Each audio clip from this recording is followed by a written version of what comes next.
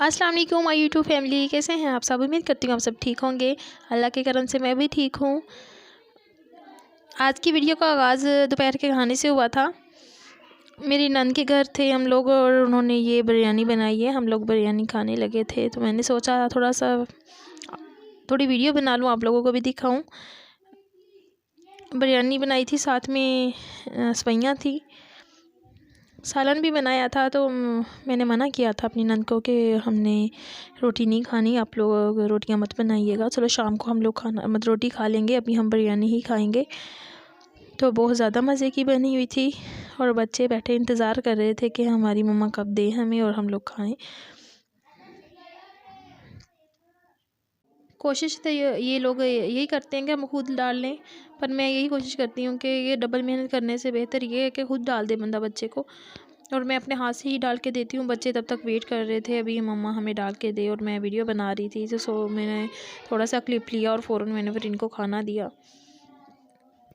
फिर हम लोग 2 दिन रुके, हम लोगों ने वापस जाना था, अजलान की मेडिसिन लेनी थी, इसलिए हम लोग जल्दी आ गए थे। वैसे तो मेरा यही प्लान था कि जब हम लोगों ने वापसी आना कराची तब मैं अपनी नंद के घर आऊँगी।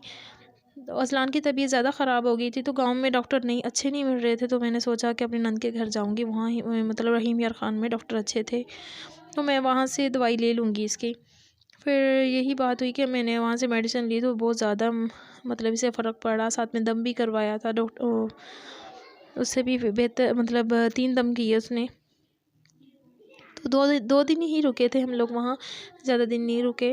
वैसे तो बच्चे बोल रहे थे हम लोगों ने वो रुकना है, मेरी नंद भी बोल रही थी आप रुक जाओ, तो बस जल्दी वापस आ गए थे हम लोग घर। अभी हम लोग वापस जा रहे हैं और मैंने छोटा सा क्लिप ले लिया था। और ये शाम के खाने की तैयारी हो रही है, मेरी छोटी सिस्टर बना रही है खाना।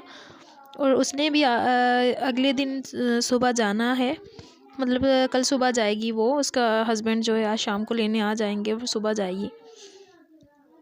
चले तो उसने आज ही जाना था। जब उसने सुना कि मैं आ रही हूँ तो वो बोल रही थी कि चलो ठीक है मैं रात और रुक जाऊँगी।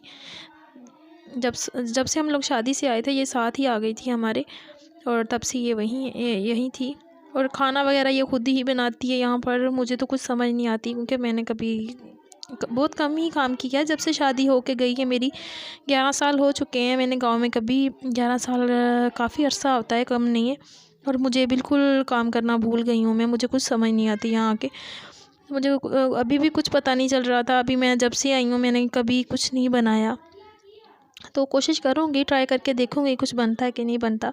वैसे तो मुझे लगता है मैं कुछ नहीं बना सकती, ना मैं बर्तन धो सकती हूँ आके और ना मैं आग जला सकती हूँ क्योंकि धुआं इतना होता है, कुछ समझ नहीं आती। वैसे तो सिलेंडर रखा हुआ है बाबा ने, और चाय वगैरह हम लोग वहीं उसी पे बनाते हैं।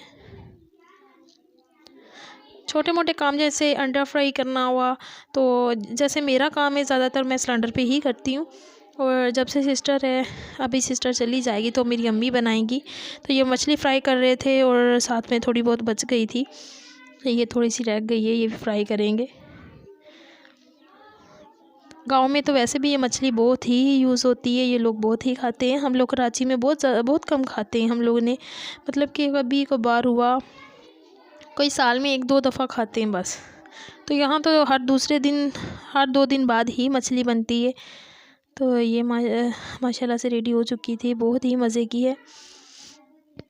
ये सारा कुछ मेरी सिस्टर ने बनाया, साथ में कढ़ाई गोश्त भी था और ये मछली फ्राई की उसने।